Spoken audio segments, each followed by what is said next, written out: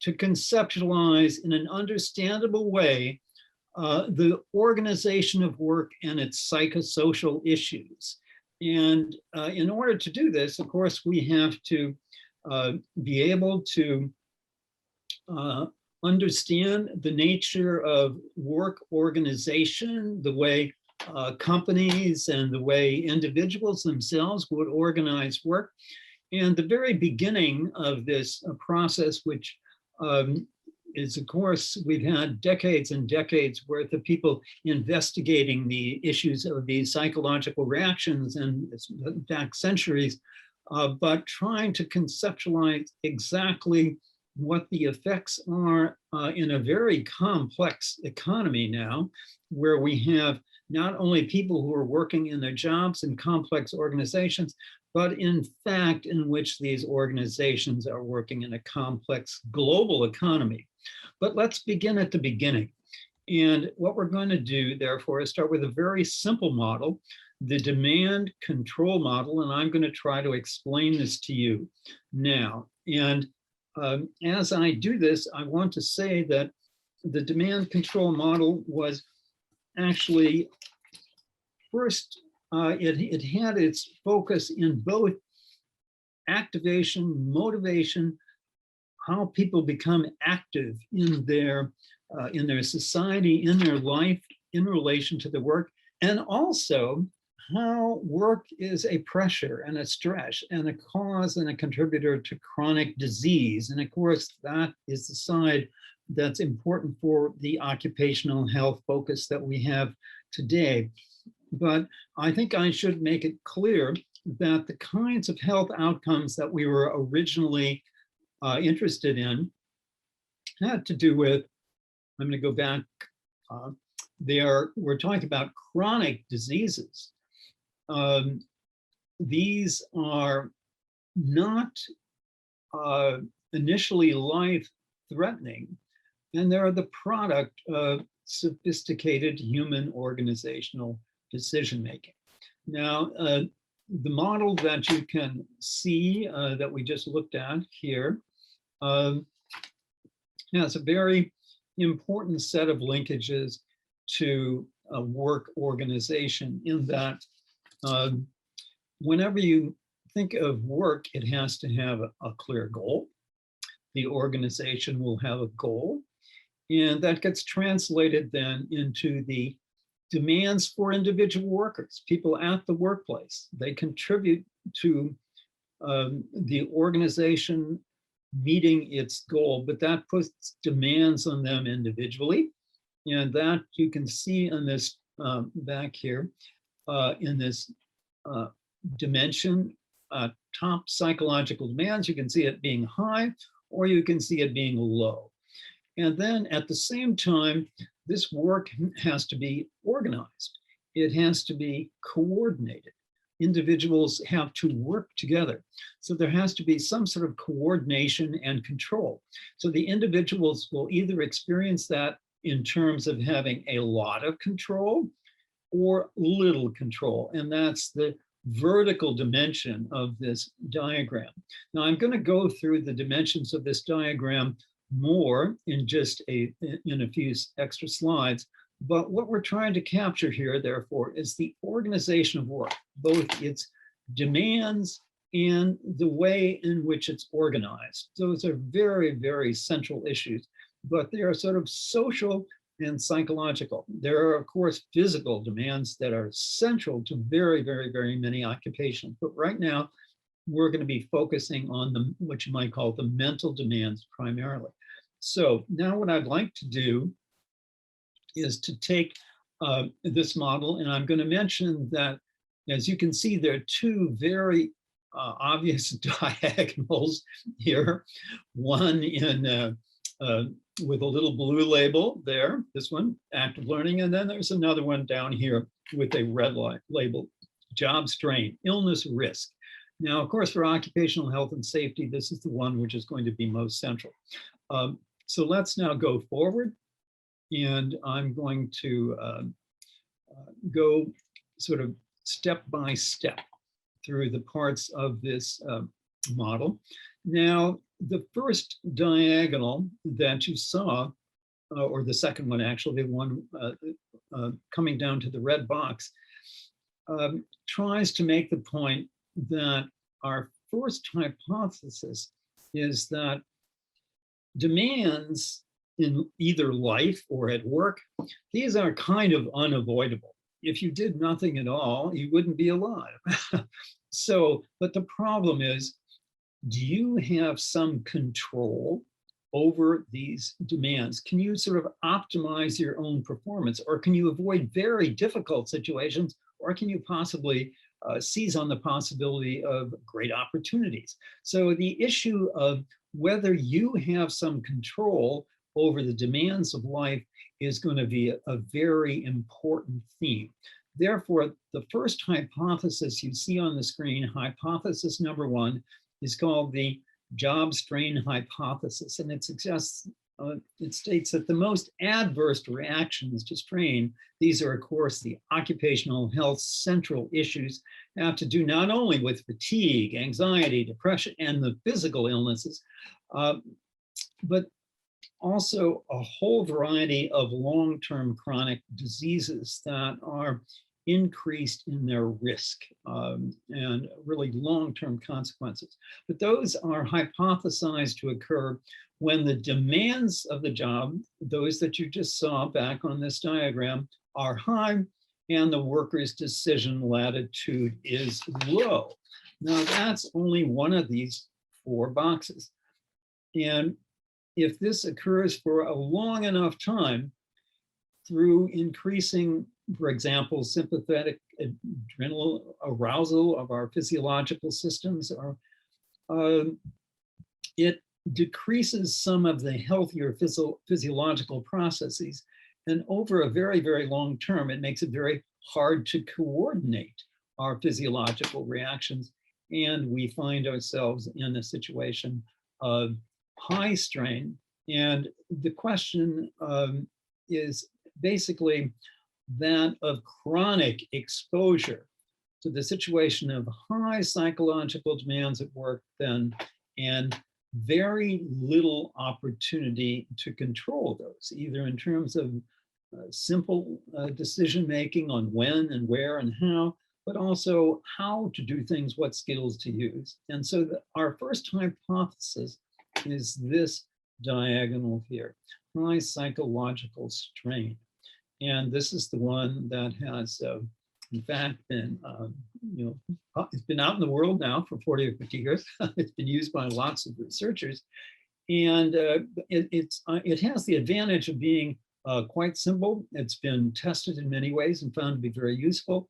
And at the same time, of course, it's a simplification. But as we sort of try to understand the complexity of the social organization of work, we have to start someplace simple. So we're happy to begin in a simple place. Now, what kind of jobs are we really talking about?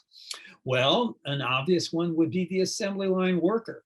You can think of Charlie Chaplin in a sort of a comic film where the items keep rolling down the assembly line and there is no opportunity for the worker to decide how or when to apply the psychological arousal that's necessary to do the job. Therefore, there's in a sense, the individual can't really optimize his or her internal physiological processes. It's the assembly line that gets optimized. So that's not necessarily good for individual health. Now, you can imagine that another job might be not necessarily directly controlled by the machine. In the case of people who are processing clothing, for example, garment workers, they would have heavy deadline pressures where within the next 35 minutes, they're supposed to produce, 528 new pairs of socks or something like that. And therefore, there's going to be an intense kind of time pressure, and the tools and working or organizing principles are not really an option that they have. They might want to do things in a different way. They might decide, well, I want to work really, really hard in the morning and not very hard after lunch. But it can very often be true that the organization's time scheduling or other rules don't allow that option. So we have those kinds of difficulties. Now let's just go back again to talk about the high strain situation we just outlined. And so we might be talking like assembly line workers, garment stitchers, also waiters in a restaurant where many orders are coming at lunchtime or dinner time, something like that. And so I'm going to go back to some of these other jobs a little bit later in the talk. But so now let's go to talk a little bit about the dimension that is the control dimension. Now, let's see, can we see I hope you can see my whole slide. I can see that some of my screen is being blocked by videos. Can you see the tops? And can you see my whole slide? Yes. Yes, sir. We can see it. Okay, so you can see this title. And so the title here is that, let me go back, just unfortunately, going forward here. Let's see, I'm trying to go backwards. Whoops.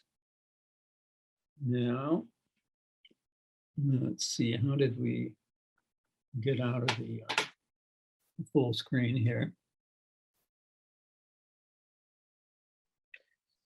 Professor, looks like you activate simultaneous closed caption. You can unactivate it with the option you use. Just press. Yeah, I don't know how I did that. Actually, I'm trying to go backwards here a little bit.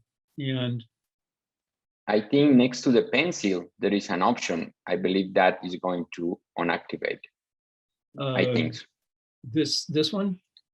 I think, yes. Yes, that seems to have done it. Okay, well, Okay. I'm actually trying to go back a couple slides here. Here we go.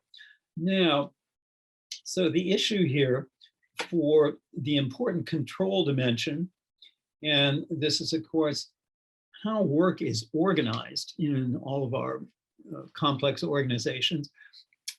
We have a special way of measuring it in the demand control model. And we call this skill discretion because, or decision latitude, because actually this measure of control reflects the fact that in organizations, control often is distributed to people with high levels of knowledge or experience, and those individuals may be given authority. So knowledge, high levels of knowledge often legitimate use or having control in organizations.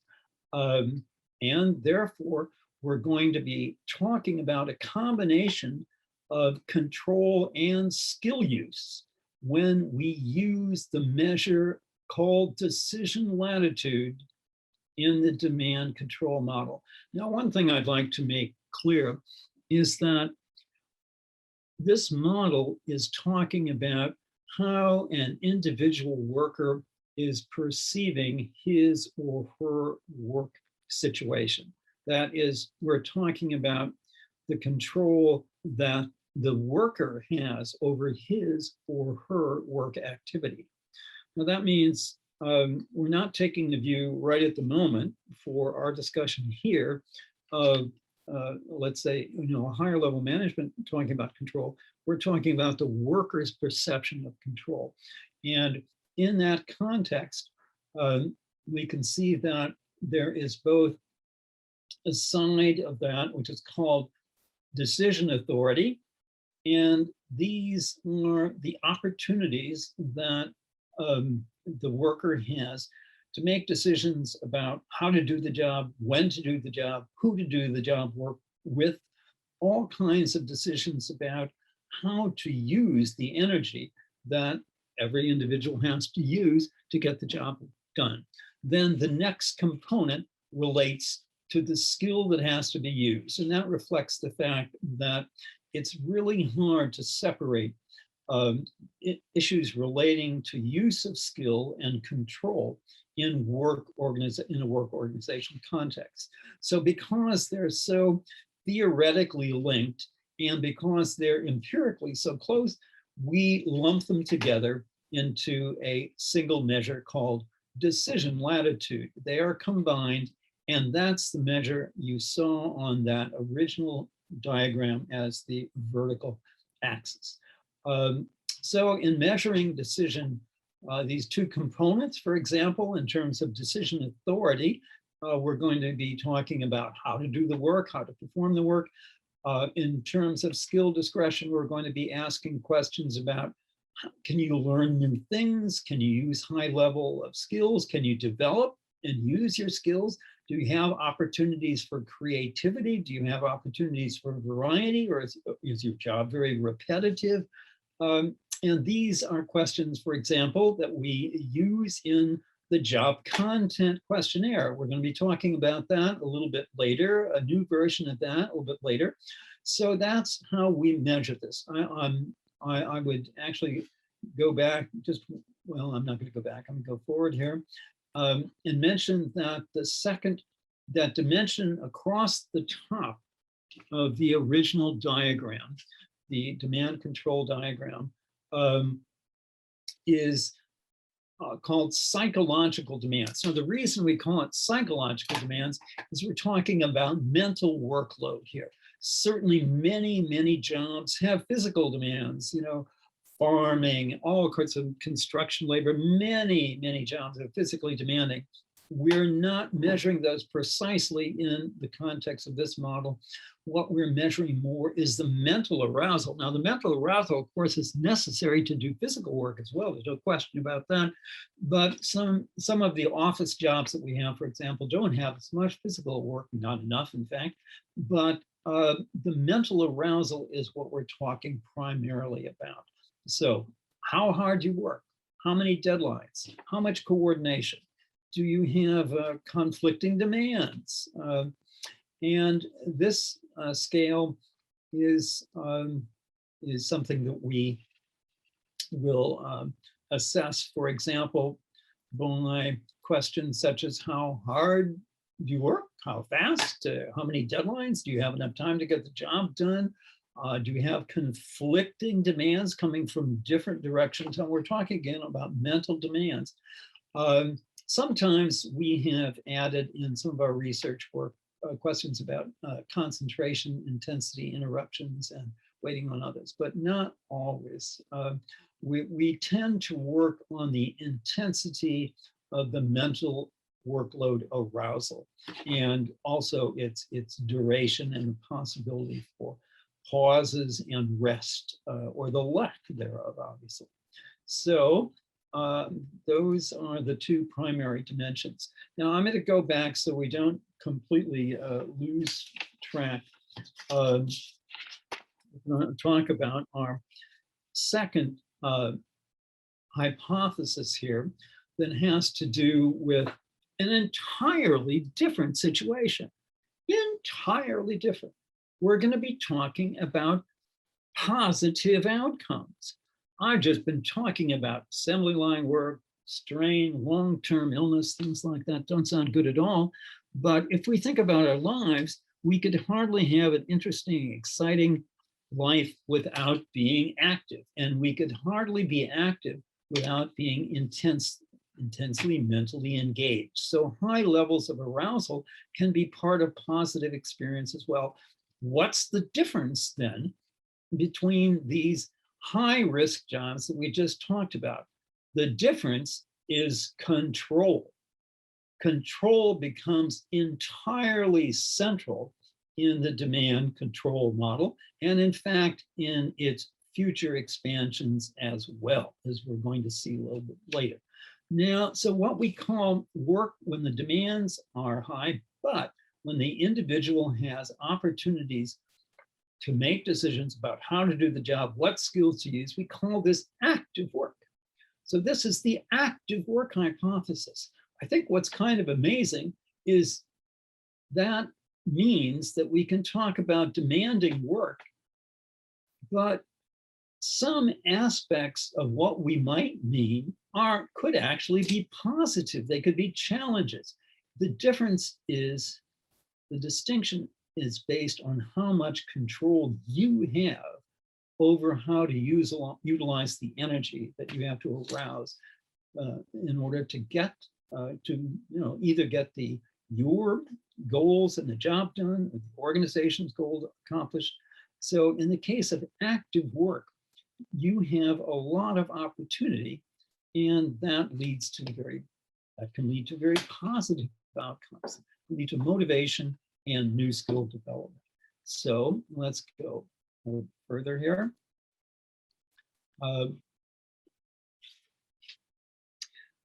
Let me say that if we go sort of on the other end of this dimension that we just looked at, we can be talking about situations which, instead of giving you a lot of control, maybe they have high demands.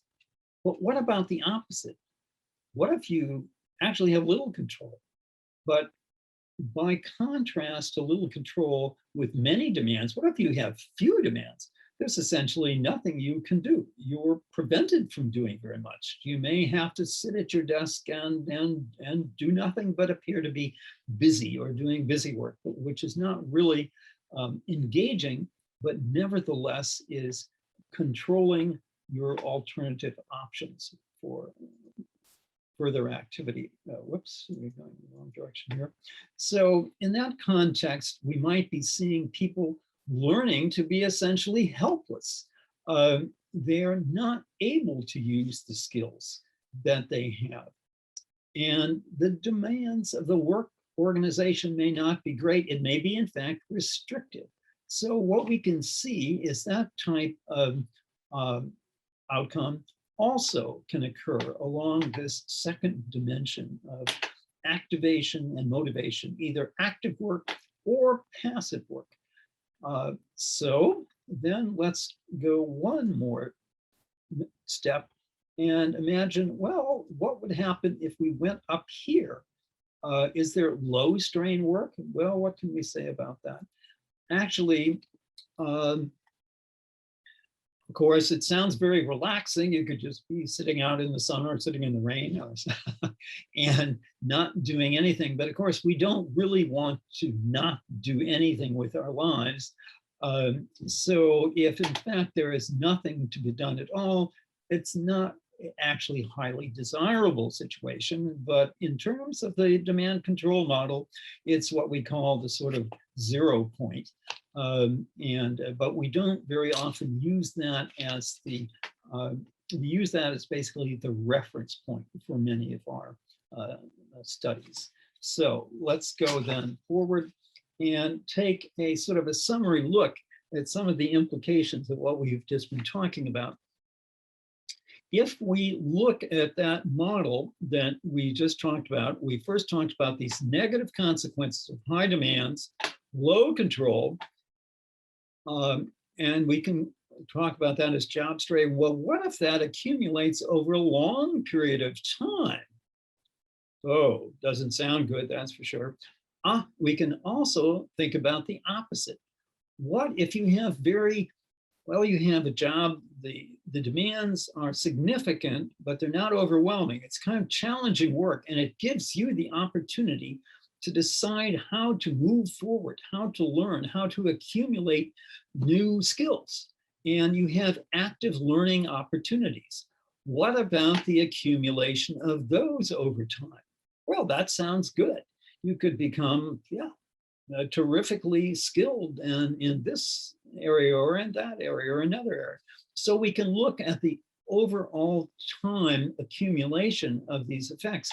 And I think the point I'd like to make with this slide is that if we think about these positive effects of having challenges that we're able to manage, that are sort of under our control and allow us to learn and develop, and we think about the result of those over time, we can use those as coping skills to reduce the negative effects of job strain. That would be great. Wow. So there are some long-term positive implications of the demand control model in that respect. But not everything is necessarily sunny and happy and positive. What if we look at the opposite dynamic effect?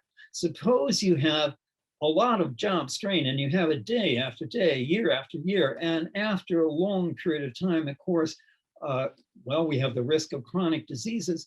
But in addition to that, what happens is that when you are in the context at work where you're confronting a possible desirable challenge, you might say, I'm too overwhelmed. I'm not going to do it. I'm going to back out. I just can't handle anything more. I'm just too overall stressed out. So I quit. Well, that means you're not going to get these learning opportunities. So overall, what we say is that learning over the long period of time in the psychosocial work environment can reduce the effects of job strain. On the other hand, accumulation of anxiety over long periods of time, job stress accumulated over time, is very likely to make it difficult for you to learn and go forward and develop in your work activity and in your career, either for yourself or for the organization. So those are some long-term effects. Now, let's go to some other implications and some other very important additional implications or not implications. There are necessary complements of the dimensions of demands and decision latitude that I just mentioned. What about social support? What about social interaction? This is, of course, entirely important. What about the social context? We have to go into that. We haven't talked about it, but social support is a very important additional concept that's often added to the demand control model, creating what's called the demand control support model. And we just saw the work of Jeff Johnson and Ellen Hall, who talked about the development of ISOSTRAIN. Well, the social support, of course, could come from the supervisor or it could come from coworkers. Now, this kind of support that we could have could either be what we call instrumental support. Somebody's helping you solving a problem that you're having at your job. It could be a coworker or it could be a supervisor. Or it could be a kind of emotional kind of coping support where you can share your problems with someone. You can sort of share the burdens. And of course, we can also think of the issue of this happening in the context of a team or a group where the impacts of these psychosocial working conditions are, of course, mediated by the social structure. Here, one of these measured a great deal by Jeff Johnson is called collective control. Now let's go forward a little bit. What I'd like to mention at this time, I think, is that the overall impact of the health risks here is really quite significant. When we talk about psychological strain, I'm not going to be able to go in this slide in detail, but we can see the impacts of mental strain and depression. We might be talking in many societies, for example, in the Netherlands, where they measured this a great deal, also in Scandinavia, where they're able to measure this a great deal. We're talking about 30%, 35% of these negative mood affective problems being associated with mental strain at work, for example. And the difficulty here, and then musculoskeletal disorders, perhaps 20-25%. Cardiovascular disorders, here we have to listen a bit more to Peter. We've been doing work on this for a long time. We can see that at least 10% of cardiovascular risk and maybe much more. And of course, now we're talking about our risk for chronic disease and our, pan-epidemic exposures, our immune systems, things like that. They are also significant percentages. I'm not going to be able, I think, to go into these particular detailed issues very much more than to say that what we have here is we can see a study, in Sweden that registration of long-term disability, those are very expensive costs for the society. These are very much higher for high job strain work. And this is a register study over a 12-year period of time for the using National Register data in Sweden. But one of the issues here is that people who go on disability in this way, when they go, they have take early retirement, something like that, these are problems that are going to be affecting them not just for 2 years or 3 years or 2 months or 6 weeks, but for many, many, many years. One of the difficulties with the psychological strain exposures, as it was found in the Netherlands, is that it's 35% of these exposures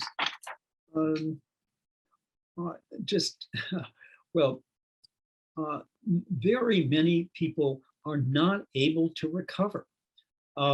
They are simply permanently disabled when they initially register for mental strain disability in the Netherlands, large percentages. And so I think one of the difficulties with the illness component or the illness outcomes that are associated with psychological strain is that they're not easy to reverse. It's not just like an ankle sprain. It's something that leads to more permanent transformation of capabilities, in this case, mental coping capabilities. So they're really long-term costs. Now, I'm going to talk about a few issues relating to measurement with the demand control model here. And we're going to use an instrument called the Job Content Questionnaire. And I'm going to talk a little bit first about occupations. Just like to say that, let's go here to, here's an occupational map. Now, what are we looking at here? We're looking at the demand control model, that 4-box model. But now what we have done is we have split the workforce into, let's say, 500 or 1,000 occupations, and we have tried to ask in surveys about the average job characteristic scores that are reported on these questionnaires in terms of psychological demands, how hard they work, or in terms of decision latitude, whether you have skills or that you can use at creative work, whether you're able to have variety or decide how to use your skills. That would be decision latitude. And then we plot occupations. We can find we have waitresses, and we have garment stitchers, we have assembly line workers. They're in this high demand, low control quadrant. And I think one thing, I'm going to go back just a slide here, that we saw that's pretty interesting is that let's talk about executive stress and management stress. Well, of course, there is a lot of stress in being a manager, but one of the positive coping possibilities is that you can often make decisions about how to do the job, when to do the job, one alternative or another alternative. So that helps moderate the impact of some of the higher occupational levels stress exposure. However, lower status workers don't have that opportunity. But if there's a problem with executive stress, and we have many workers at low levels with not enough decision opportunities, well, we should somehow figure out a way of more equal sharing of decision power and avoiding some of the secondary adverse consequences